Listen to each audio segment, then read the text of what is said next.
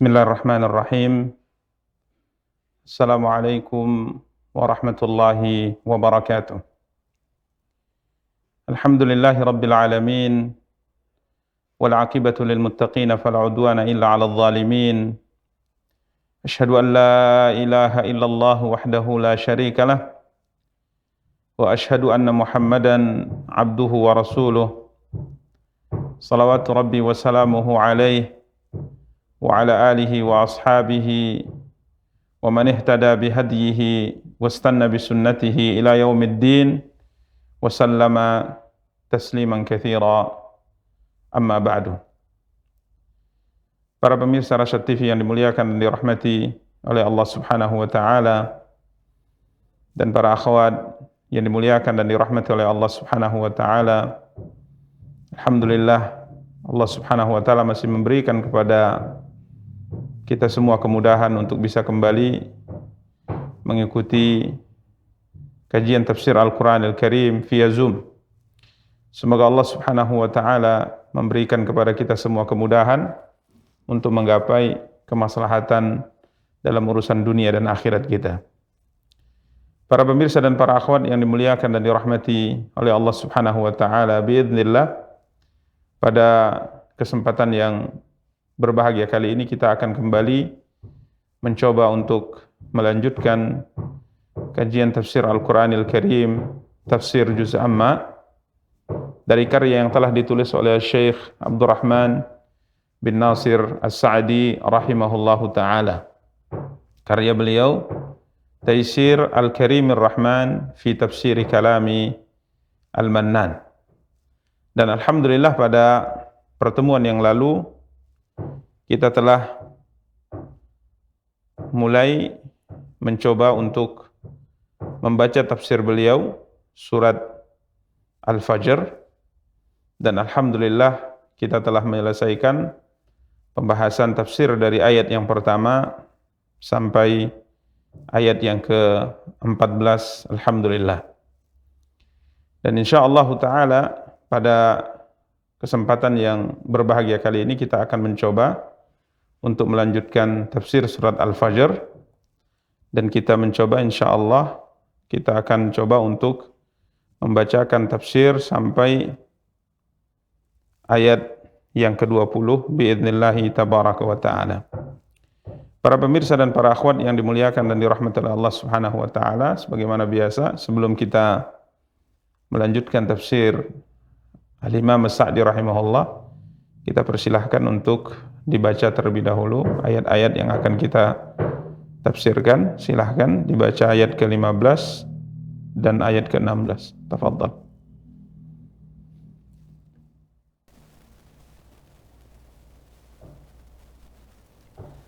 A'udzu billahi minasy syaithanir rajim. فَأَمَّا الْإِنسَانُ إِذَا مَا ابْتَلَاهُ رَبُّهُ فَأَكْرَمَهُ وَنَعَّمَهُ فَيَقُولُ رَبِّي أَكْرَمَنِ وَأَمَّا إِذَا مَا ابْتَلَاهُ فَقَدَرَ عَلَيْهِ رِزْقَهُ فَيَقُولُ رَبِّي أَهَانَنِ.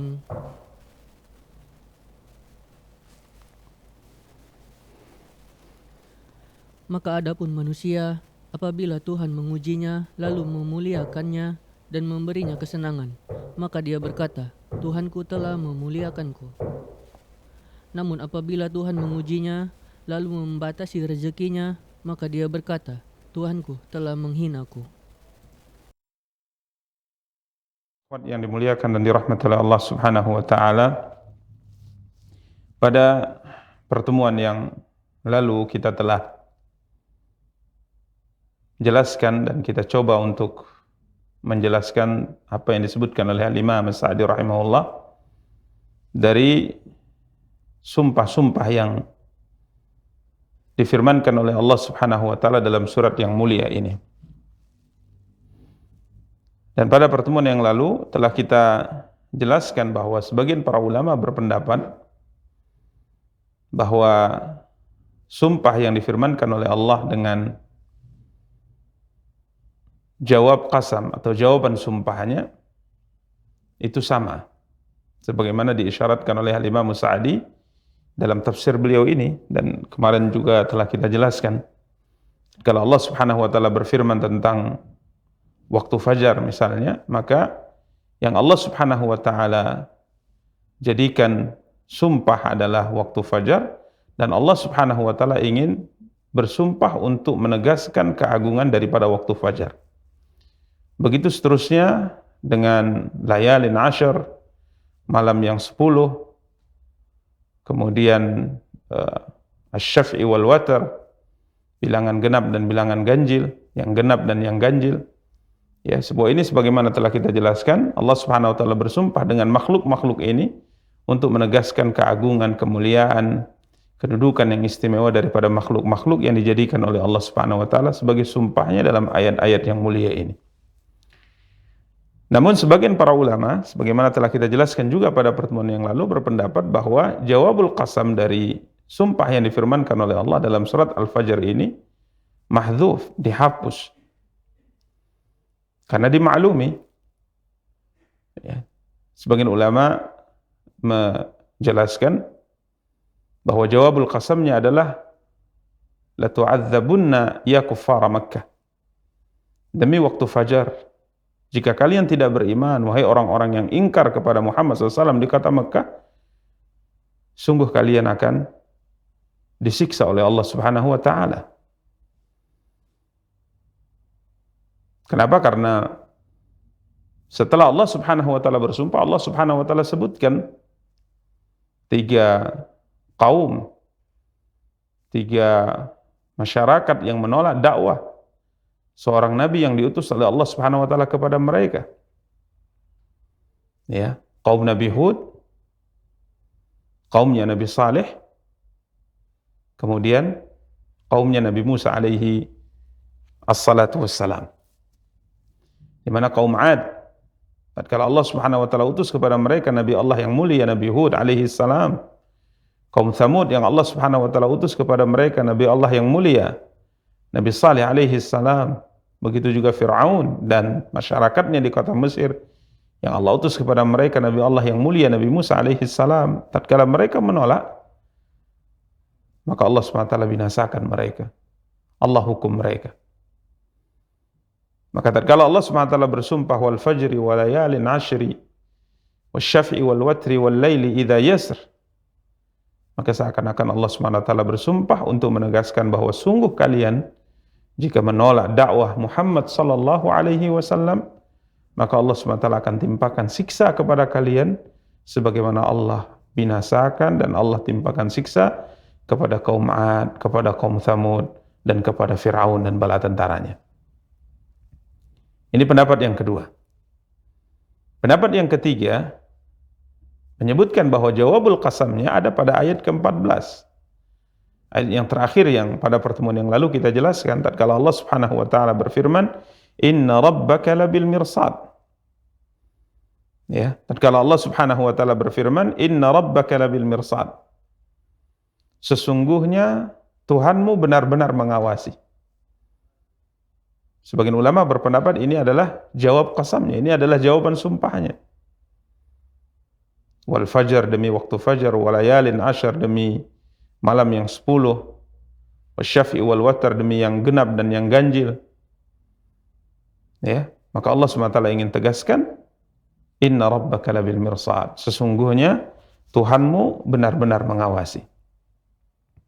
Demikian para pemirsa dan para akhwat yang dimuliakan dan dirahmati oleh Allah Subhanahu wa taala, apa yang telah kita jelaskan pada pertemuan yang lalu. Maka berikutnya pada ayat yang ke-15 Allah Subhanahu wa taala berfirman, A'udzu billahi minasyaitonir rajim. Fa ammal insanu idza mabtalahu rabbuhu fa akramahu wa na'amahu fayaqulu rabbi akraman. Berikutnya pada ayat yang ke-16, wa amma idza mabtalahu faqadara alaihi rizqahu fayaqulu rabbi ahanan. Yang artinya adapun manusia Al-insan. Adapun manusia yang dicela oleh Allah Subhanahu wa taala. Ya. Sebagian para ulama menyebutkan bahwa al-insan di sini adalah umumnya manusia. Walaupun sebagian para ulama berpendapat bahwa al-insan di sini maksudnya adalah al-kafir. Ya, dan ini pendapat yang paling kuat. Jadi fa'ammal insan, adapun manusia, maksudnya manusia yang kafir kepada Allah. Orang kafir. Idza mabtalahu rabbuhu fa'akramahu wa na'amah. Apabila Tuhannya mengujinya,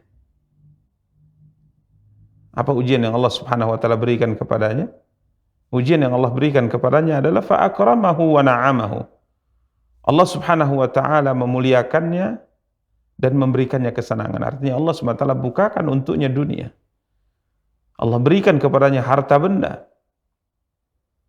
Allah Subhanahu wa taala berikan kepadanya kelapangan hidup dalam kehidupan dunia. Maka ia berkata, Rabbihi akraman. Ya, Tuhanku telah memuliakanku.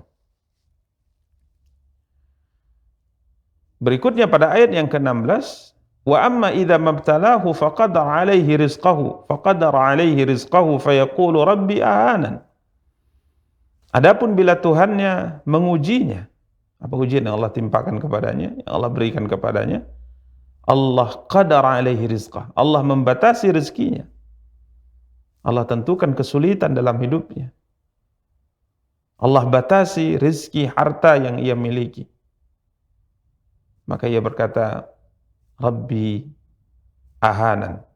Tuhanku menghinakanku. Para pemirsa dan para akhwat yang dimuliakan dan dirahmati oleh Allah Subhanahu wa taala, Imam Sa'di rahimahullah berkata, Allah Subhanahu wa taala mengkhabarkan tentang tabiat seorang manusia, siapapun dia. Seakan-akan Al-Imam Sa'di rahimahullah taala lebih condong kepada pendapat yang menyatakan bahwa al-insan di sini adalah umum. Ya, siapapun dia. Bahwa seorang manusia kadangkala berpikiran, berkeyakinan sebagaimana yang disebutkan oleh Allah dalam ayat yang mulia ini. Artinya keyakinan ini bukan hanya terbatas pada orang kafir saja. Kadangkala ada orang muslim atau muslimah berkeyakinan dengan keyakinan yang seperti ini. Namun sebagaimana kita sebutkan tadi bahwa sebagian para ulama mengatakan bahwa keyakinan ini, ucapan ini hanya ada pada kamus kehidupan orang yang kafir kepada Allah.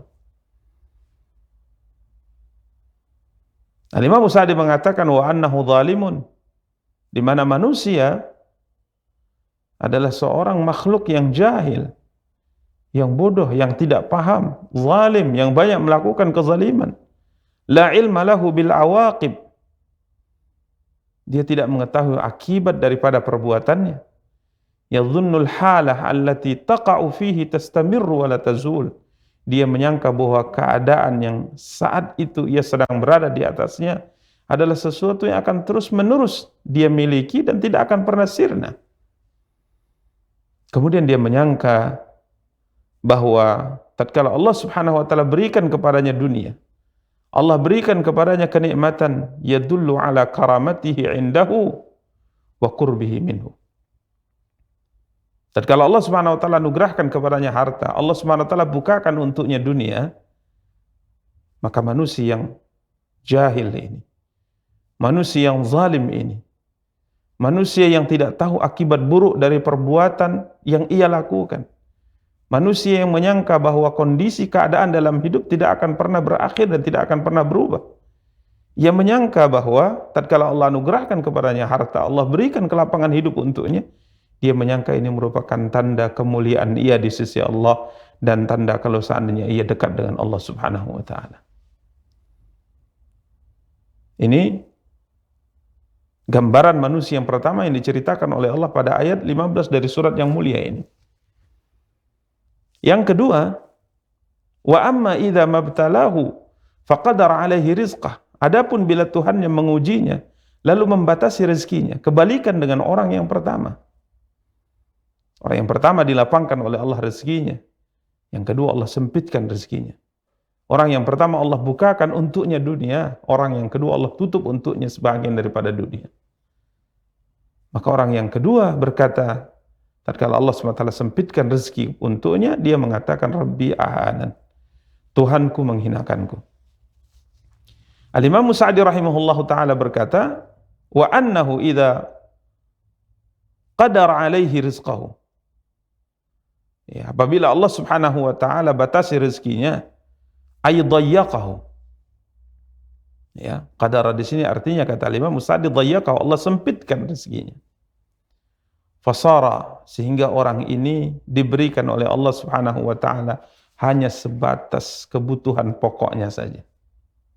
La yafdulu min, tidak ada sisa dari anugerah harta yang Allah berikan kepadanya sedikit pun. Hanya bisa menutupi kebutuhan pokoknya. Mungkin bahasa kita hanya bisa untuk dipakai makan dan minum saja. Artinya kondisinya memang sangat memprihatinkan, kondisinya sangat sempit, kondisinya sangat miskin. Kemudian orang ini berkeyakinan anna hadza ihanatan minallahi lah, bahwa ini merupakan salah satu di antara bentuk penghinaan yang Allah Subhanahu wa taala timpakan kepadanya. Salah satu di antara tanda bahwa Allah Subhanahu wa taala tidak sayang dan tidak ridha kepadanya. Para pemirsa dan para akhwat yang dimuliakan dan dirahmati oleh Allah Subhanahu wa taala, ini keyakinan yang diyakini oleh sebahagian manusia atau keyakinan yang diyakini oleh orang-orang kafir. Di mana mereka berkeyakinan bahwa tanda kedekatan seorang hamba kepada Allah itu tergantung dengan sejauh mana ia diberikan oleh Allah Subhanahu wa taala dunia ini. Ya, ini keyakinan sebagian orang atau keyakinan orang kafir. Sehingga kalau hartanya banyak, diberikan oleh Allah Subhanahu wa taala keluarga, keturunan, diberikan oleh Allah Subhanahu wa taala jabatan, dia menyangka bahwa dia adalah orang yang sangat dekat dengan Allah, orang yang sangat dimuliakan oleh Allah. Sebaliknya tatkala hartanya disempitkan oleh Allah dan Allah SWT uji dengan beberapa ujian kesulitan dalam kehidupan dunia, sebagian orang atau orang kafir menyangka ini tanda bahwasanya Allah tidak ridha, Allah telah hinakan dia. Ini keyakinan sebagian orang atau keyakinan orang kafir. Padahal kelapangan rezeki dan sempitnya rezeki seseorang, kaya dan miskinnya seseorang, sama sekali bukan sebagai timbangan mulia atau tidaknya seorang itu di sisi Allah Subhanahu wa taala. Karena dalam ayat yang mulia ini Allah Subhanahu wa taala hakikatnya ingin membantah keyakinan ini. Allah Subhanahu wa taala ingin membantah anggapan ini. Sehingga Allah sebutkan bahwa kedua-duanya, kelapangan rezeki, kesempitan rezeki, kekayaan dan kemiskinan, Allah Subhanahu wa taala sebutkan kedua-duanya adalah ibtila, kedua-duanya adalah ujian. Maka lihat dan perhatikan dari apa yang difirmankan oleh Allah dalam dua ayat yang telah kita bacakan tafsirnya di atas. Allah mengatakan mabtalahu fa ammal insanu idza mabtalahu. Kemudian yang kedua wa amma idza mabtalahu. Kedua-duanya sama-sama bala. Kedua-duanya sama-sama ibtila, kedua-duanya sama-sama ujian. Tatkala Allah SWT anugerahkan kepada kita harta, kemudian yang kedua tatkala Allah SWT sempitkan untuk kita dunia ini, kedua-duanya adalah ujian. Apakah seorang yang diberikan kelapangan rezeki bisa bersyukur atas nikmat yang Allah SWT anugerahkan kepadanya? Dan tatkala Allah SWT sempitkan rezeki kepada seseorang, apakah ia bisa bersabar atas ujian yang Allah SWT timpakan kepadanya? Jadi sama sekali tidak benar, para pemirsa dan para akhwat yang dimuliakan dan dirahmati oleh Allah, timbangan mulia atau tidaknya seorang di sisi Allah, tidak benar kalau dikatakan itu tergantung kepada sejauh mana dunia Allah SWT berikan kepadanya. Karena jika seandainya anggapan ini benar, artinya kelapangan rezeki yang Allah anugerahkan kepada seorang adalah tanda orang ini mulia di sisi Allah, orang ini dicintai oleh Allah, orang ini dimuliakan oleh Allah Subhanahu wa taala, sedangkan seorang hamba yang disempitkan rezekinya oleh Allah Subhanahu wa taala adalah tanda hamba ini adalah hamba yang dibenci oleh Allah, hamba yang dihinakan oleh Allah Subhanahu wa taala. Maka tentunya kalau keyakinan ini, anggapan ini benar, kita akan mengatakan bahwa Fir'aun itu jauh lebih mulia daripada Nabi Musa alaihi salatu wassalam. Ya. Karena tentunya tatkala kita membaca apa yang diceritakan oleh Allah dalam Al-Quran, kita akan melihat ketimpangan yang sangat jauh dari sisi dunia antara Nabi Musa dan Fir'aun. Bagaimana Allah Subhanahu wa taala berikan dunia kepada Fir'aun dan Allah Subhanahu wa taala tidak berikan hal itu kepada Nabi Musa alaihi salam. Ya, sampai-sampai Nabi Musa alaihi salatu wassalam berkata kepada Allah, "Rabbana innaka ataita fir'auna wa mala'ahu zinatan wa amwalan fil hayatid dunya. Rabbana liyudillu an sabilik."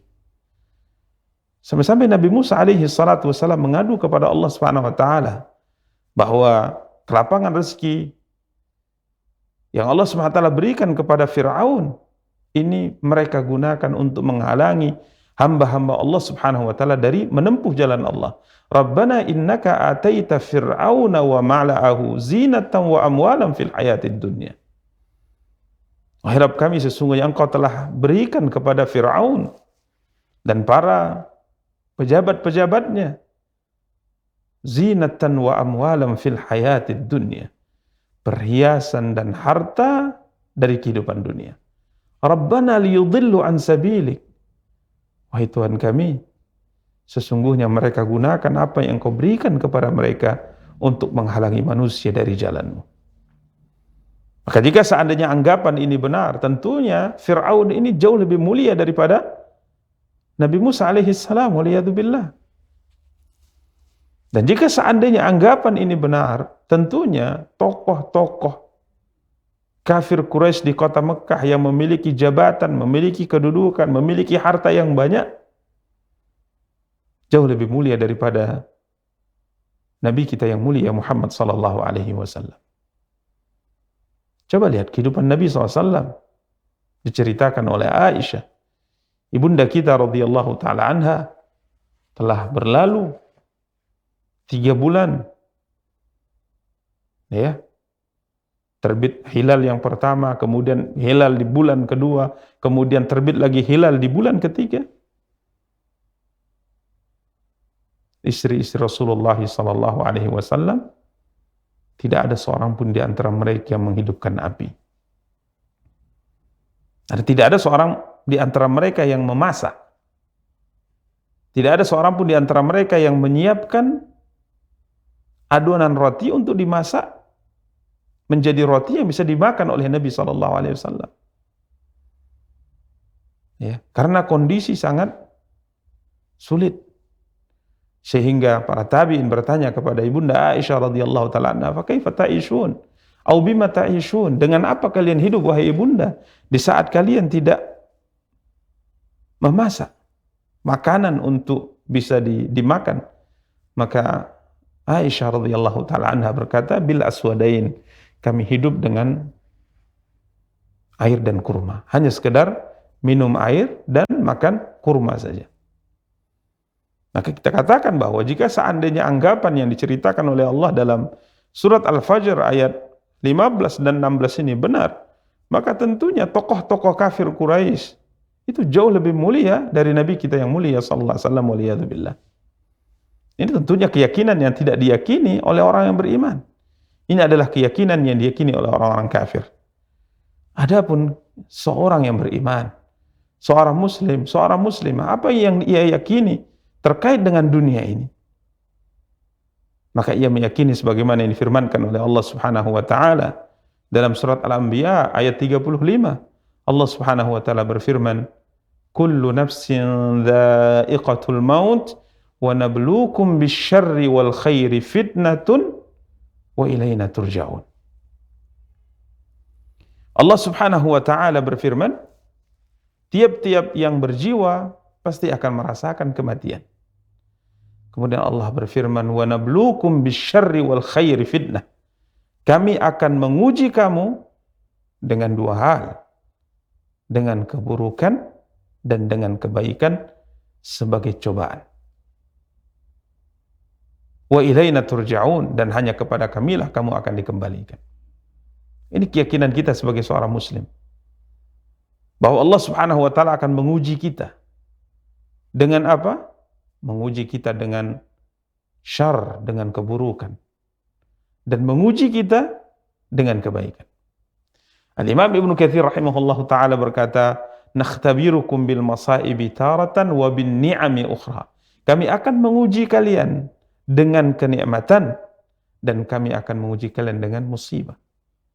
Jadi kadang-kala Allah SWT menguji seorang hamba dengan musibah, dengan kesulitan. Kadang-kala Allah SWT menguji hamba tidak dengan kesulitan, akan tapi dengan kesenangan.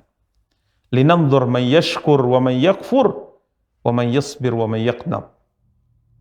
Agar kami bisa melihat siapa di antara kalian yang bisa bersyukur atas kenikmatan yang Allah anugerahkan kepadanya dan tidak kufur, dan siapa di antara kalian yang bisa bersabar dan tidak berputus asa atas kesulitan dan musibah yang Allah ujikan kepadanya. Demikian para pemirsa dan para akhwat yang dimuliakan dan dirahmati oleh Allah. Maka jangan sampai kita berkeyakinan sebagaimana keyakinan yang diyakini oleh orang-orang kafir atau seorang manusia yang jahil, yang zalim, yang tidak tahu akibat buruk dari sebuah perbuatan yang dia lakukan. Camkan apa yang difirmankan oleh Allah Subhanahu wa taala dalam surat Al-Mu'minun ayat 55 dan 56. Tatkala seorang hamba diberikan oleh Allah harta, seorang hamba diberikan oleh Allah keturunan, kemudian ia menyangka bahwa ini adalah kebaikan yang Allah segerakan untuknya, maka Allah bantah ini. Allah katakan, "Bal la yash'urun." Sebenarnya mereka tidak sadar. Allah Subhanahu wa taala berfirman, "Ayahsabuna annama numidduhum bihi min malin wa banin nusari'u lahum fil khairat." Apakah mereka mengira bahwa harta dan anak-anak yang kami berikan kepada mereka itu berarti bahwa kami bersegera memberikan kebaikan-kebaikan kepada mereka? Apakah mereka menyangka, apakah mereka mengira bahwa harta yang Allah berikan kepadanya sehingga menjadi orang kaya dalam kehidupan dunia ini, memiliki anak keturunan yang banyak, memiliki keluarga besar, apa yang ia mau ia bisa lakukan, kebutuhannya selalu terpenuhi? Apakah orang-orang ini menyangka bahwa kami hendak menyegerakan kebaikan-kebaikan kepada mereka? Allah mengatakan, "Bal la yash'urun." Tidak, sebenarnya mereka tidak sadar bahwa Allah sedang menguji mereka. Apakah mereka bisa bersyukur atas nikmat yang Allah anugerahkan kepada mereka atau mereka kufur? Bahkan kadangkala tatkala Allah lapangkan rezeki seseorang, Allah berikan semua yang ia inginkan, kemudian dia lupa dan terus melakukan maksiat. Ini bagian daripada istidraj, sebagaimana yang pernah kita singgung pada pertemuan-pertemuan sebelumnya. Maka berhati-hati. Timbangan mulia atau tidaknya seorang di sisi Allah bukan dunia. Dunia tidak ada artinya sama sekali di sisi Allah, tidak bernilai sedikit pun di sisi Allah Subhanahu wa taala. Apa kata Rasulullah SAW? Beliau bersabda, "Idza ra'aitallaha yu'til 'abda minad dunya 'ala ma'asihi ma yuhib, fa innama huwa istidraj." Bukankah ini yang ditegaskan oleh Nabi SAW? Apabila engkau melihat seorang hamba diberikan oleh Allah Subhanahu wa taala apa yang ia inginkan dari kehidupan dunia, padahal ia selalu bermaksiat kepada Allah Subhanahu wa taala, maka ketahuilah yang terjadi padanya adalah istidraj. Nabi kita yang mulia SAW membaca apa yang difirmankan oleh Allah Subhanahu wa taala dalam surat Al-An'am ayat 44. Falamma nasu ma dzukkiru bihi fatahna 'alaihim abwaaba kulli syai'in hatta idza farihu bima utu akhadnahum baghtatan fa idza hum mublisun. Maka tatkala mereka melupakan peringatan yang telah diberikan kepada mereka, kami pun, kata Allah, fatahna 'alaihim abwaaba kulli syai'. Kami akan bukakan semua pintu-pintu kesenangan untuk mereka dalam kehidupan dunia ini. Jadi makin diberikan oleh Allah semua nikmat. Semakin banyak maksiat yang dia lakukan, semakin Allah berikan apapun yang dia inginkan. Jasadnya diberi terus oleh Allah kesehatan. Ya, hartanya terus bertambah.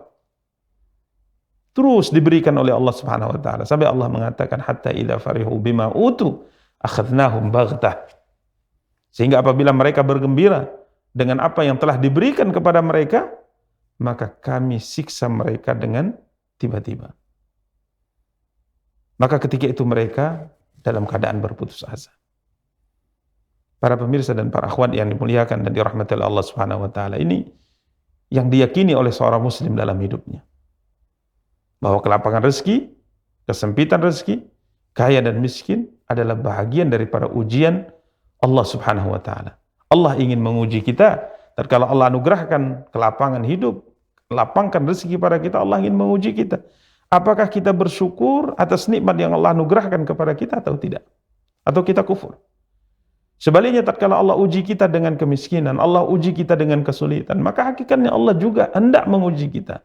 Apakah kita bersabar atas ujian yang Allah timpakan kepada kita, ataukah kita berputus asa dari rahmat Allah Subhanahu wa taala? Karenanya para pemirsa dan para akhwat yang dimuliakan dan dirahmati oleh Allah, keyakinan yang seperti ini tidak ada kecuali dalam kamus hidup seorang yang beriman kepada Allah Subhanahu wa taala atau orang yang mukmin. Rasulullah sallallahu alaihi wasallam bersabda dalam hadis Suhaib radhiyallahu an, ajaban li amril mu'min, inna amrahu kullahu khairun wa laysa dzaka li ahadin illa lil mu'min. Nabi kita yang mulia sallallahu alaihi wasallam bersabda, sungguh menakjubkan urusan seorang yang beriman itu. Inna amrahu kullahu khairun, sesungguhnya seluruh urusannya itu baik. Dalam kondisi apapun Allah takdirkan untuknya, semuanya akan mendatangkan kebaikan untuknya. Rasulullah sallallahu alaihi wasallam bersabda, "Wa laisa dzaka illa lil mu'min." Yang seperti ini tidak akan ditemukan kecuali dalam kehidupan seorang yang beriman. In asabathu sarra'u syakara fakana khairan lah. Jika seandainya Allah Subhanahu wa taala berikan kepadanya nikmat, atau dia mendapatkan nikmat, maka ia bersyukur dan itu baik baginya. Sebaliknya, jika seandainya ujian adalah kesulitan, in asabathu dharra'u sabara fakana khairan lah.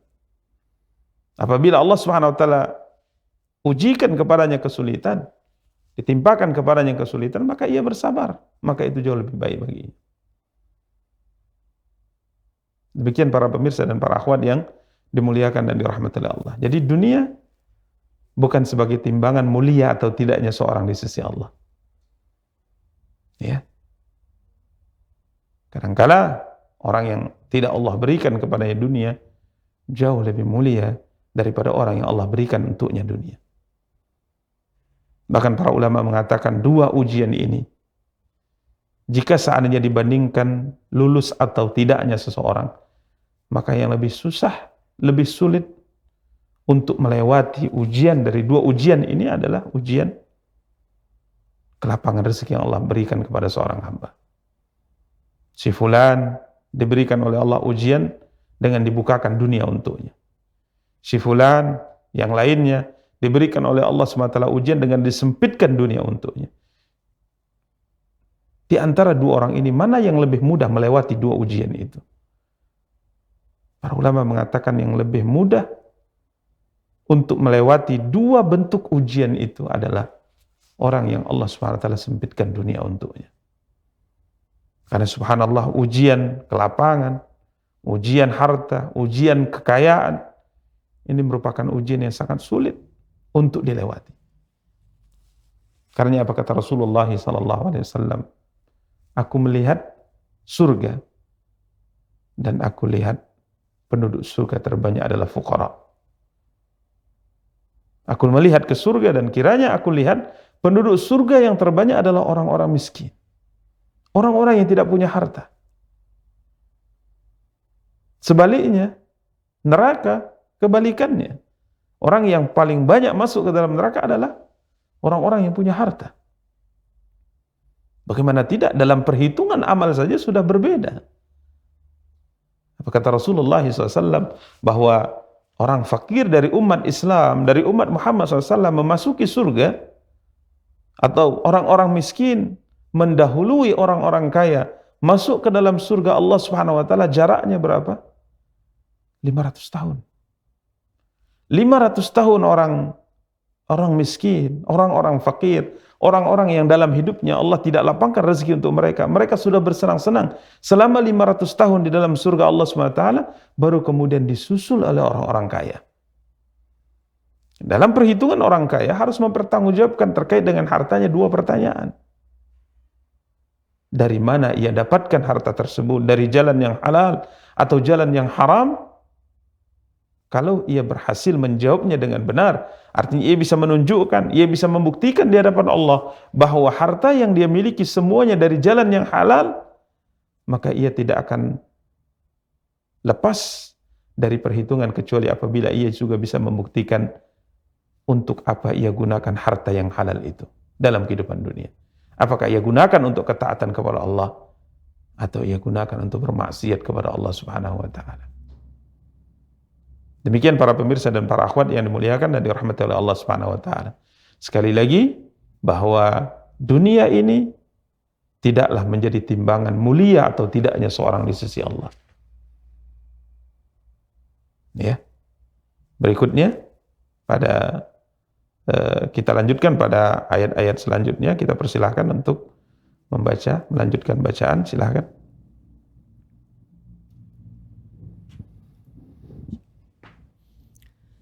Kalla bal la tukrimunal yatim wa la tahadduna ala tu'amil miskin wa ta'kuluna at-turatha aklan lamma wa tuhibbunal mala hubban jamma. Sekali-kali tidak, bahkan kamu tidak memuliakan anak yatim, dan kamu tidak saling mengajak memberi makan orang miskin. Sedangkan kamu memakan harta warisan dengan cara mencampur baurkan yang halal dan yang haram. Dan kamu mencintai harta dengan kecintaan yang berlebihan. Para pemirsa dan para akhwat yang dimuliakan dan dirahmati oleh Allah Subhanahu wa taala, setelah Allah SWT menyebutkan anggapan dan ucapan yang salah yang diceritakan pada dua ayat yang telah kita baca tafsirnya, maka Allah Subhanahu wa taala berikutnya menyebutkan tentang perbuatan yang dilakukan oleh manusia yang bodoh ini, manusia yang jahil ini, manusia yang zalim ini, atau orang kafir. Dalam sebagian tafsir yang disebutkan para ulama, apa yang mereka lakukan dalam kehidupan mereka. Ya. Setelah Allah menyebutkan ucapan dan anggapan yang batil yang mereka ucapkan tentang kondisi seorang kalau dilapangkan rezeki adalah tanda Allah muliakan dia, kalau Allah sempitkan rezeki untuknya, maka ini tanda Allah hinakan dia. Ini adalah anggapan dan ucapan yang batil, yang tidak benar. Maka berikutnya Allah SWT menyebutkan tentang perbuatan mereka yang buruk. Maka Allah Subhanahu wa taala berfirman, "Kalla bal la tukrimuna al-yatim." Kalla, sekali-kali tidak demikian. Artinya kalimat kalla ini, firman Allah Subhanahu wa taala kalla ini yang diartikan dengan sekali-kali tidak demikian, ini adalah bantahan terhadap dua anggapan di atas. Maka Imam Sa'di mengatakan faraddallahu hadzal husban. Allah Subhanahu wa taala membantah anggapan dan keyakinan mereka di atas. Ya. Laisa kullu man na'amtuhu fid dunya fa huwa karimun alai.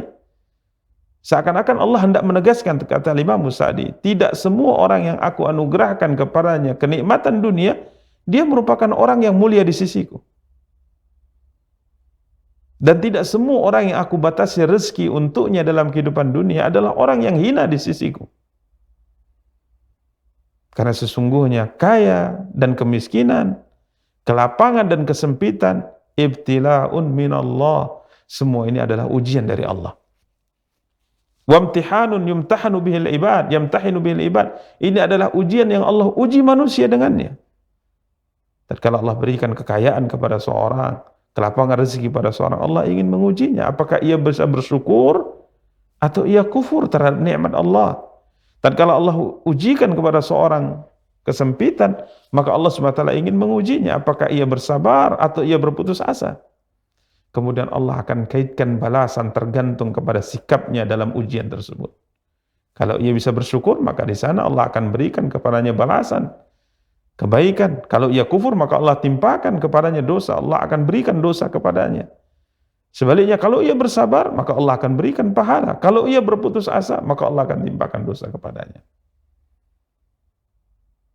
Kemudian Al-Imam Sa'di mengatakan, fa inna wuqufa himmatil 'abdi inda muradi nafsihi faqat min dha'fil himmah. Tatkala seorang hidup di atas muka bumi ini tujuannya hanya untuk menggapai dan mendapatkan keinginan jiwanya saja, ini menunjukkan akan kelemahannya.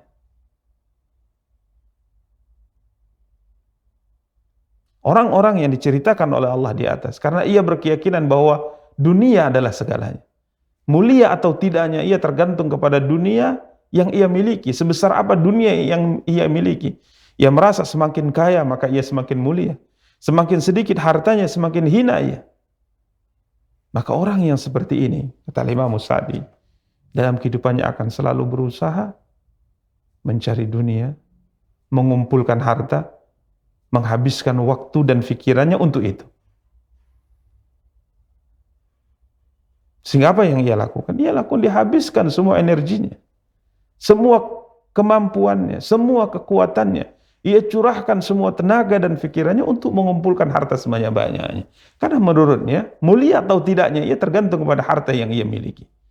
Sehingga orang ini akan selalu mengejar keinginan jiwanya dan tidak memperhatikan apa-apa yang diperintahkan oleh Allah Subhanahu wa taala. Maka Allah SWT menyebutkan perbuatan buruk yang lain yang mereka lakukan selain anggapan dan ucapan di atas. Allah mengatakan, balla tukrimunal yatim. Sebenarnya kamu tidak memuliakan anak yatim. Tatkala kalian menganggap segalanya itu, kemuliaan itu tergantung kepada dunia, sehingga kalian menghabiskan waktu kalian, menghabiskan pikiran kalian, menghabiskan tenaga kalian untuk menggapai dunia, kalian lupakan sesuatu yang itu merupakan inti kemuliaan seorang di sisi Allah. Apa itu? Memuliakan anak yatim. Adapun kalian, la tukrimunal yatim. Kalian tidak memuliakan anak yatim. Karena Imam Sa'di mengatakan, lamahumullahu ala admi ihtimamihim bi ahwalil khalqil muhtajin. Maka Allah Subhanahu wa taala mencela mereka tatkala mereka tidak memperhatikan kebutuhan orang-orang yang butuh bantuan dari mereka. Allah mengatakan, kalla balla tukrimunal yatim. Sekali-kali tidak demikian, sebenarnya kamu tidak memuliakan anak yatim. Seorang anak, kata Imam Sa'di, yang tinggal wafat oleh ayahnya. Seorang ayah yang bertanggung jawab untuk menafkahinya meninggal. Sehingga anaknya disebut dengan yatim.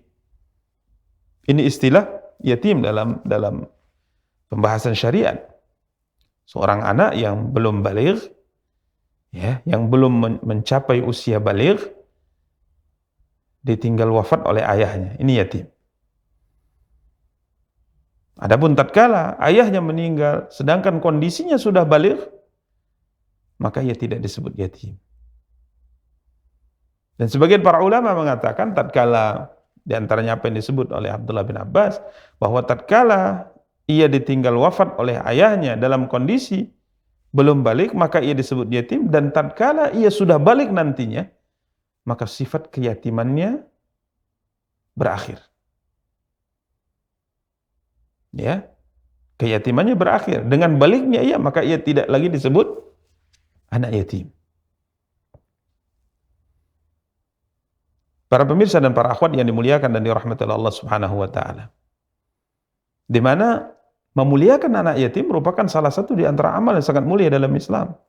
Cukuplah sebuah hadis yang disabdakan oleh Nabi kita yang mulia sallallahu alaihi wasallam yang diriwayatkan oleh Imam Al-Bukhari dari hadis Sahal bin Sa'ad radhiyallahu taala. Rasulullah SAW bersabda, "Ana wa kafilul yatim fil jannah hakadha." Rasulullah sallallahu alaihi wasallam bersabda, "Aku dan hamba seorang muslim, seorang muslimah yang menyantuni anak yatim, yang memberi santunan kepada anak yatim, maka kedudukanku dengan ia di surga hakada." Seperti ini kata Rasulullah SAW. Kemudian Nabi mengisyaratkan kepada jari telunjuk dan jari tengahnya. Ya, Nabi SAW memberi isyarat seperti ini. Jari telunjuk dan jari tengahnya. Artinya antara Nabi SAW dengan seorang yang rela menyantuni anak yatim, maka posisinya di surga sangat dekat sekali dengan Rasulullah SAW. Ya, maka menyantuni anak yatim, memuliakan anak yatim dengan menyantuninya, ini merupakan salah satu di antara amal yang sangat mulia di sisi Allah Subhanahu wa taala. Yang menjadikan seorang hamba tatkala menyantuni anak yatim, maka posisi ia di dalam surga Allah dengan Nabi sangat dekat, sebagaimana dekatnya posisi jari telunjuk dengan jari tengah.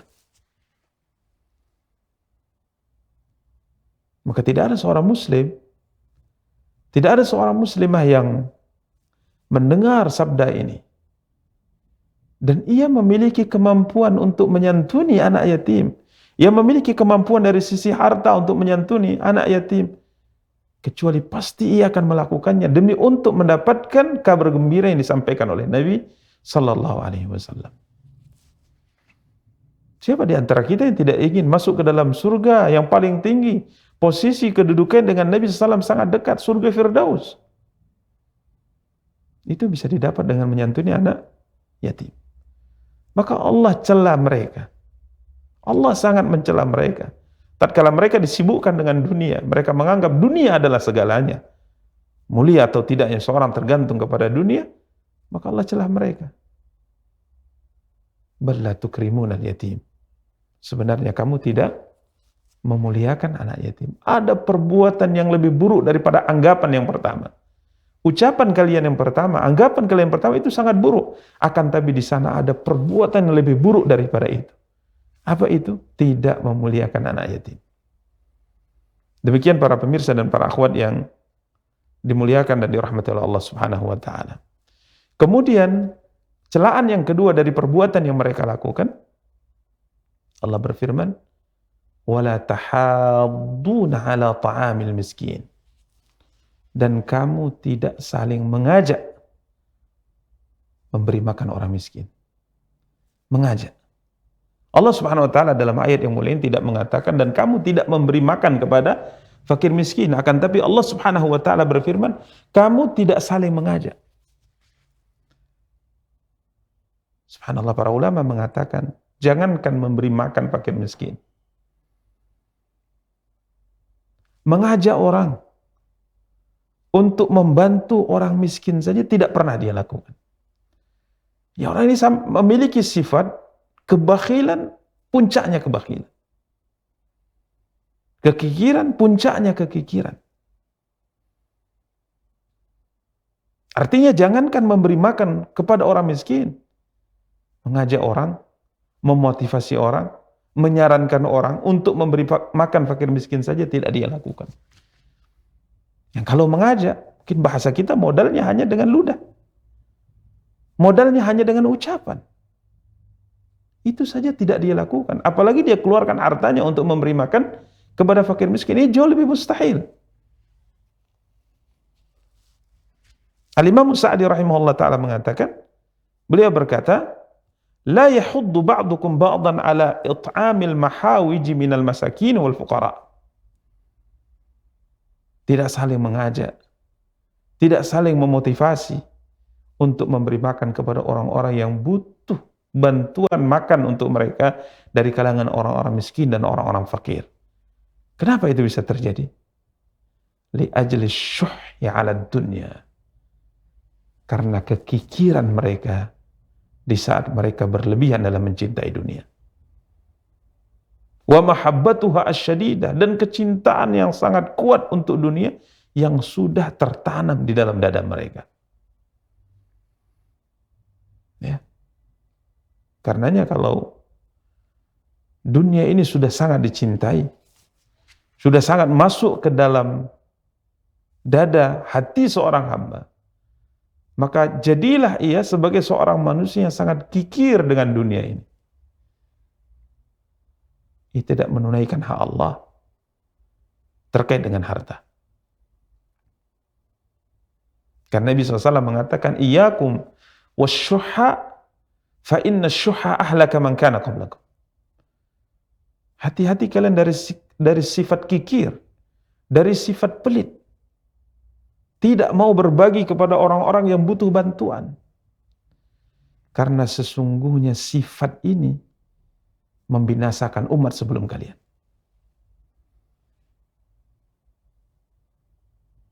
Artinya, tatkala orang-orang yang memiliki harta yang banyak tidak memikirkan orang-orang yang tidak memiliki harta. Orang-orang yang punya kelapangan rezeki tidak memikirkan orang-orang yang butuh bantuan. Walau hanya sekedar suapan nasi, makan yang harus mereka makan setiap hari, mereka tidak punya. Tatkala orang-orang yang berharta dari kita tidak memperhatikan mereka-mereka ini, apa yang terjadi? Yang terjadi adalah ditakutkan sebagaimana terjadi pada umat sebelum kita, pertumpahan darah.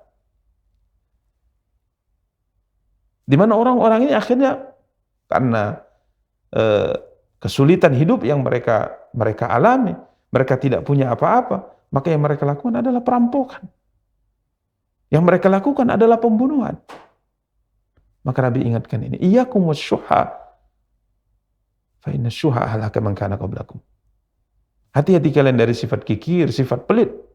Karena kecintaan yang berlebihan terhadap dunia sehingga orang-orang yang memiliki kelapangan rezeki tidak mau berbagi, sesungguhnya sifat ini membinasakan umat sebelum kalian. Gara-gara sifat ini akhirnya mereka menghalalkan apa yang diharamkan oleh Allah. Gara-gara sifat ini akhirnya terjadi pembunuhan, pertumpahan darah di kalangan mereka. Maka para pemirsa dan para akhwat yang dimuliakan dan dirahmati oleh Allah, Allah mencela mereka dengan sifat atau dengan perbuatan yang kedua yang mereka lakukan. Wala tahadduna ala ta'amil miskin, dan kamu tidak saling mengajak memberi makan orang miskin. Kemudian yang ketiga, pada ayat ke-19 Allah Subhanahu wa taala berfirman, wa ta'kuluna at-turatha aklan lamma, dan kamu memakan harta pusaka atau harta waris, warisan yang ditinggalkan oleh keluarga kalian yang telah meninggal. Kalian memakan harta pusaka dengan cara mencampur baurkan antara yang halal dengan yang haram. Ini perbuatan ketiga yang tercela dari mereka. Orang-orang yang jahil, orang-orang yang banyak melakukan kezaliman, orang-orang yang tidak tahu akibat buruk yang akan terjadi dari perbuatan buruk yang mereka lakukan. Apa yang mereka lakukan? Yang dicela oleh Allah, memakan harta warisan, memakan harta pusaka dengan mencampur adukan yang halal dengan yang batil. Al-Imam Sa'di rahimahullah ta'ala mengatakan bahwa yang dimaksud dengan ta'kulunat turath, memakan harta pusaka, ini harta yang ditinggalkan oleh mayit, harta warisan. Aklan lamma aidzarian, ya, memakannya dengan berlebihan, menghabiskan atau mengambil semuanya tanpa menyisakan untuk orang lain. Para pemirsa dan para akhwat yang dimuliakan dan dirahmati oleh Allah Subhanahu wa taala, baik untuk direnungkan oleh setiap kita dalam tambahan faidah pada tafsir ayat ke-19 ini, bahwa harta yang ditinggalkan oleh orang yang meninggal, apakah dia ayah kita, ataukah dia istri kita, ataukah dia suami kita, perlu kita pahami Dan perlu kita sadari bahwa semua harta yang ditinggalkan olehnya adalah bahagian daripada harta warisan. Rela atau tidak. Rela atau tidak rela. Terima atau tidak terima. Syariat telah menentukan semua harta yang ditinggalkan oleh orang yang telah wafat, yang telah meninggal, dari semenjak ia meninggal di saat itu, di detik itu, di waktu itu, maka semua harta yang dia tinggalkan adalah harta warisan. Dan perlu kita pahami bersama sebagai seorang muslim dan muslimah bahwa harta warisan ini setelah sang pemilik meninggal, maka harta ini status kepemilikannya sudah berpindah. Tadinya milik beliau sebelum beliau meninggal. Tapi setelah beliau meninggal, maka kepemilikan harta ini secara otomatis sudah berubah. Sudah berpindah. Ke siapa? Berpindah ke ahli warisnya. Maka ahli warisnya berhak terhadap harta tersebut sesuai dengan ketentuan-ketentuan pembahagian yang telah ditetapkan oleh Allah SWT dalam hukum warisan. Ini perlu kita pahami dan perlu kita sadari. Harta yang ditinggalkan oleh seorang ayah, maka harta yang dia tinggalkan adalah harta warisan yang berkumpul pada harta ini hak banyak orang. Jika seandainya ia lelaki yang meninggal, ia seorang lelaki, dan ia memiliki seorang istri, maka di harta yang ia tinggalkan ada hak sang istri. Jika ia memiliki ayah dan ia memiliki ibu kandung, maka di harta ini juga ada hak mereka berdua. Dan jika seandainya ia memiliki anak keturunan, maka di harta ini juga ada hak untuk anak-anak kandungnya. Ini perlu kita sadari dan perlu kita pahami.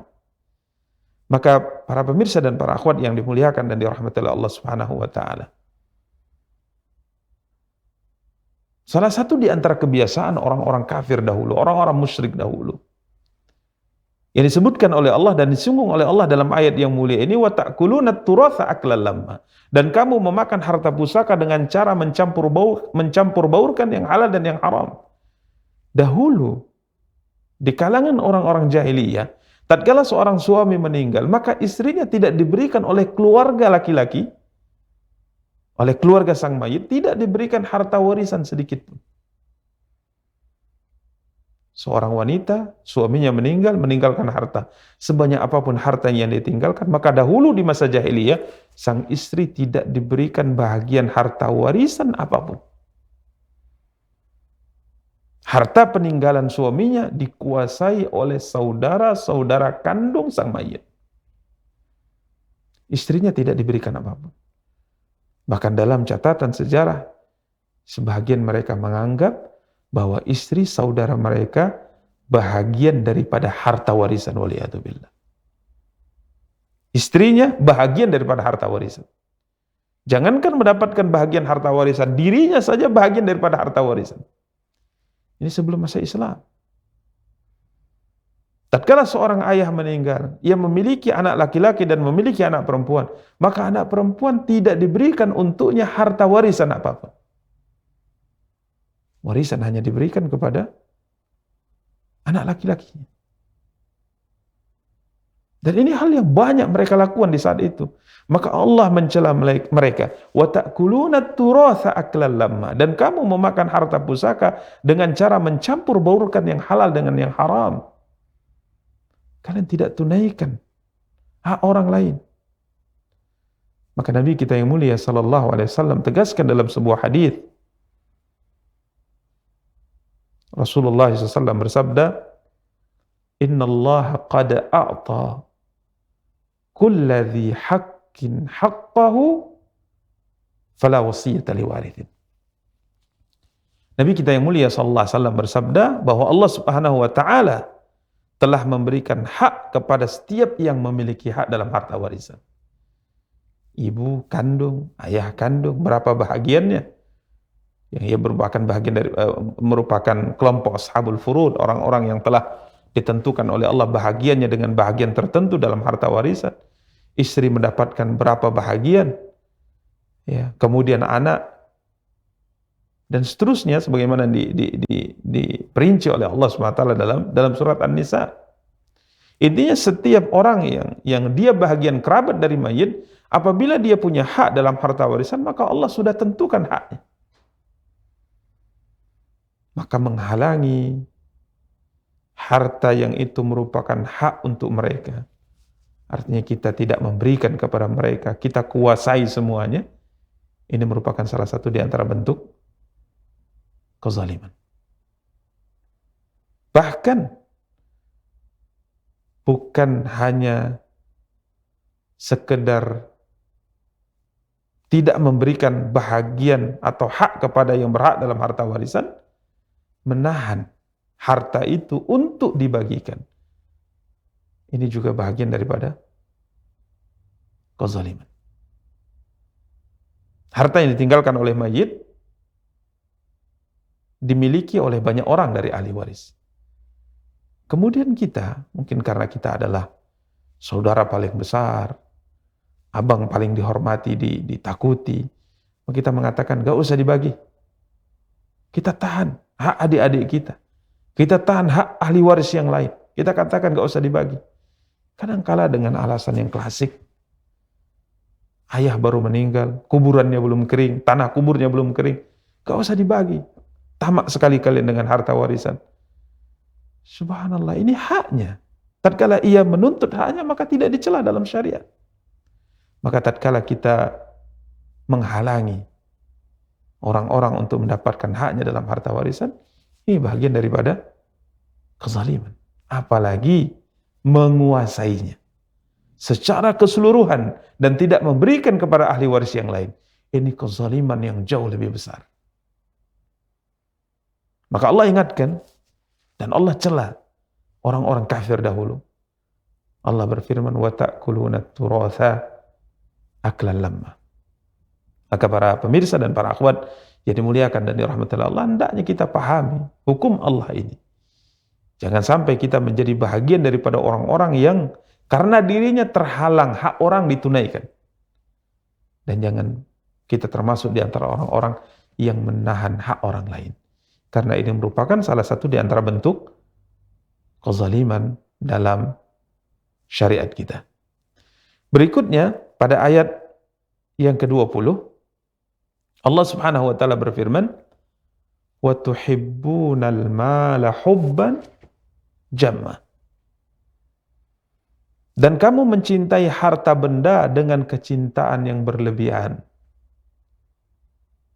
Mencintai harta benda dengan kecintaan yang berlebihan. Subhanallah, mencintai harta merupakan fitrah. Merupakan fitrah. Tidak ada seorang pun yang hidup di dunia dari kita sebagai seorang manusia kecuali mencintai harta. Karena ini merupakan fitrah yang Allah SWT letakkan dalam hati setiap kita. Allah berfirman dalam surat Ali Imran ayat 14, Zuyyina linnasi hubbus syahawati minan nisa'i wal banin wal qanatiril muqantarati minadh dhahabi wal fiddah wal khaylil musawwamati wal an'ami wal harth. Dzalika mata'ul hayatid dunya wallahu innahu husnul ma'ab. Camkan apa yang Allah firmankan dalam surat Ali Imran ayat 14 di atas. Dijadikan indah pada pandangan manusia, seluruh manusia. Apa yang dijadikan indah pada pandangan kita sebagai seorang manusia? Allah mengatakan hubbus syahawati minan nisa'i wal banin. Kecintaan kepada apa-apa yang diingini, yaitu wanita-wanita, anak-anak, kemudian al-qanatiril muqantarati minadh dhahabi wal fiddah. Dan harta yang banyak dari jenis emas maupun perak. Tidak ada seorang pun di antara kita kecuali senang apabila ia punya emas banyak, punya perak banyak. Al-khailil musawwamah, kuda-kuda pilihan. Kendaraan-kendaraan bagus saat ini mungkin. Kendaraan-kendaraan mewah, mobil-mobil mewah. Siapa di antara kita yang tidak senang punya kendaraan yang bagus, punya kendaraan yang mewah? Kemudian al-an'am. Begitu juga dengan binatang-binatang ternak, punya peternakan yang banyak. Kemudian al-harth, punya sawah ladang yang luas. Ini dijadikan oleh Allah Subhanahu wa taala pada pandangan mata manusia sangat indah. Semua kita mencintainya. Jadi mencintai dunia adalah sesuatu yang tabi'i. Karena Umar bin Khattab radhiyallahu taala anhu berkata, "Allahumma inna la nastati'u an nafraha illa bima zayyantahu lana."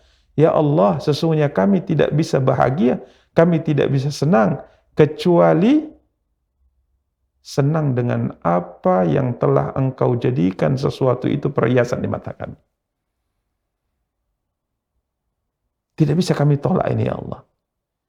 Kami senang tatkala punya harta. Kami bahagia tatkala punya harta. Allahumma inni as'aluka an unfiqahu fi haqqi. Ya Allah, aku berdoa kepadamu. Semoga kiranya Engkau bimbing aku untuk menggunakan harta ini sesuai dengan apa yang Engkau inginkan ya Allah. Maka dalam ayat yang mulia ini, para pemirsa dan para akhwat yang dimuliakan dan dirahmati oleh Allah, Allah berfirman, wa tuhibbunal mala hubban jamma. Dan kamu mencintai harta benda, bukan sekedar mencintai, akan tapi kecintaan yang berlebihan. Hubban jamma. Al-Imam Sa'di mengatakan kathiran syadidan. Kecintaan yang berlebihan, kecintaan yang sangat kuat. Sehingga tatkala kita bahas tadi, kecintaan harta ini sudah masuk ke dalam hati mereka, sudah masuk ke dalam dada mereka. Sehingga karena kecintaan ini muncullah sifat-sifat yang tercela. Di antaranya tadi kita sebutkan, tidak mau berbagi pada fakir miskin. Ya, tidak menunaikan hak harta. Kenapa? Karena kecintaan sudah berlebihan. Sama seperti apa yang difirmankan oleh Allah Subhanahu wa taala, kata Imam Sa'di dalam surat Al-A'la ayat 16 dan 17, bal tu'thirunal hayatad dunya wal akhiratu khairu wa abqa. Tetapi kamu memilih kehidupan duniawi, sedang kehidupan akhirat adalah lebih baik dan lebih kekal. Sama seperti apa yang difirmankan oleh Allah, kata beliau dalam surat Al-Qiyamah ayat 20 dan 21, kalla bal tuhibbunal ajilah wa tadharunal akhirah. Sekali-kali janganlah demikian, kata Allah. Sebenarnya kamu, hai manusia, mencintai kehidupan dunia dan meninggalkan kehidupan akhirat. Karenanya para pemirsa dan para akhwat yang dimuliakan dan dirahmati Allah, cinta kepada kehidupan dunia merupakan sesuatu yang tidak bisa ditolak dari dada kita.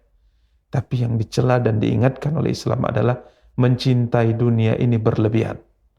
Sehingga karena kecintaan yang berlebihan terhadap dunia ini menjadikan kita kikir, menjadikan kita bakhil, menjadikan kita tidak menunaikan hak harta yang telah diperintahkan oleh Allah Subhanahu wa taala untuk ditunaikan.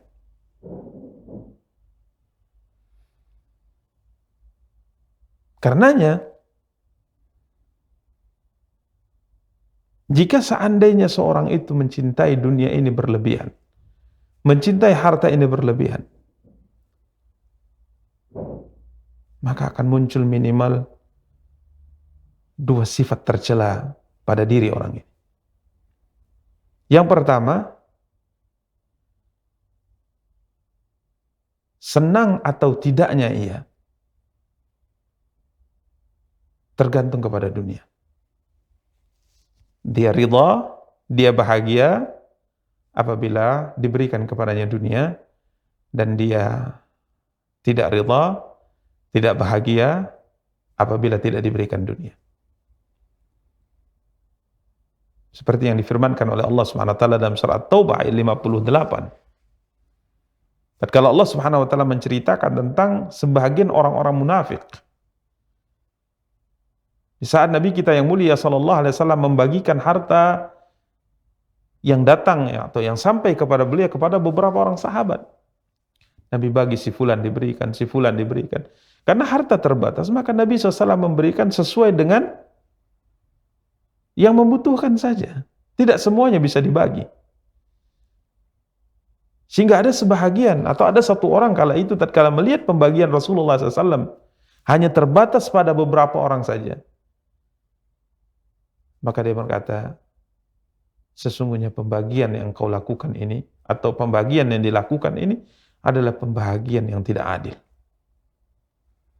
Maka Allah Subhanahu wa taala singgung apa yang diucapkan oleh orang-orang ini, yang pada hakikatnya ucapan itu muncul karena apa? Karena kecintaan mereka yang berlebihan terhadap dunia. Apabila diberi, dia ridha; apabila tidak diberi dunia, maka dia marah. Allah berfirman dalam surah At-Taubah ayat 58, "Wa minhum may yalmizuka fis shadaqat, fa in u'tu minha radu, wa illam yu'tau minha idahum yaskhatun." Dan di antara mereka ada orang-orang yang mencelamu tentang distribusi zakat. Jika mereka diberi sebahagian daripadanya, maka mereka bersenang hati. Dan jika mereka tidak diberi sebahagian darinya, maka mereka akan menjadi marah. Senang kalau diberi dunia, marah kalau tidak diberi. Nabi SAW mencela mereka, ta'isa abdul dinar, ta'isa abdul dirham, ta'isa abdul khamilah, ta'isa abdul qatifah, in u'tiya radhiya wa illam yu'ta sakhita. Celaka, kata Nabi, hamba dinar. Celaka, kata Rasulullah SAW, hamba dirham. Celaka, hamba kain. Apabila diberi, dia senang. Apabila tidak diberi, maka dia marah. Sifat ini muncul kenapa? Karena kecintaan yang berlebihan terhadap dunia. Kemudian sifat yang kedua, yang buruk yang muncul tatkala kecintaan kepada dunia itu sampai pada tingkat berlebihan, adalah ia akan berusaha untuk mengumpulkan dunia dan tidak memperhatikan apakah dari halal ataukah dari haram. Ini karena kecintaan yang berlebihan terhadap dunia. Ini menurutnya semua kemuliaan tergantung kepada dunia ini. Maka akhirnya akan mengumpulkan harta, mengumpulkan dunia ini dengan sebanyak-banyaknya tanpa lagi memperhatikan mana yang halal, mana yang haram. Hal ini sebagaimana disabdakan oleh Nabi SAW dalam hadis diriwayatkan oleh Abu Hurairah. Rasulullah SAW bersabda, "La ya'tiyanna 'alan nasi zamanun la yubali al-mar'u bima akhadha al-mal amin halalin amin haram." Akan datang satu masa pada manusia di mana seorang hamba di saat itu, seorang manusia di hari itu tidak lagi memperhatikan harta yang ia dapatkan apakah dari jalan yang halal ataukah dari jalan yang haram. Kenapa ini bisa terjadi? Karena kecintaan yang berlebihan terhadap dunia, terhadap harta. Wa tuhibbunal mala hubban jamma. Dan kamu mencintai harta benda dengan kecintaan yang berlebihan. Demikian para pemirsa dan para akhwat yang dimuliakan dan dirahmati Allah Subhanahu wa taala. Jadi intinya ada dua anggapan, dua ucapan yang dicela oleh Allah Subhanahu wa taala dalam ayat yang kita bahas, ya, yang difirmankan oleh Allah Subhanahu wa taala pada ayat 15 dan 16. Kemudian berikutnya ada perbuatan yang tercela yang dilakukan oleh mereka yang jauh lebih buruk daripada anggapan yang pertama dan kedua di atas.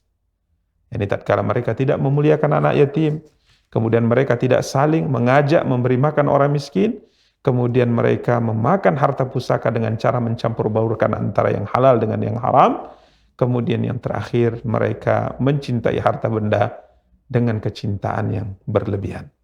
Semoga Allah SWT selamatkan kita dari sifat-sifat tercela yang disebutkan oleh Allah pada ayat-ayat yang telah kita bahas pada kesempatan yang berbahagia kali ini. Amin ya rabbal alamin. Demikian para pemirsa dan para akhwat yang dapat kita sampaikan pada pertemuan kita kali ini. InsyaAllah kita akan lanjutkan pembahasan tafsir surat Al-Fajr pada pertemuan yang akan datang. Bi'idhnillahi tabaraka wa ta'ala. Kita cukupkan. Wassallallahu ala nabiyina Muhammadin wa ala alihi wa sahbihi wa tabi'in. Subhanakallah bihamdika asyhadu an la ilaha illa anta astaghfiruka wa atubu ilaika. Wassalamualaikum warahmatullahi wabarakatuh.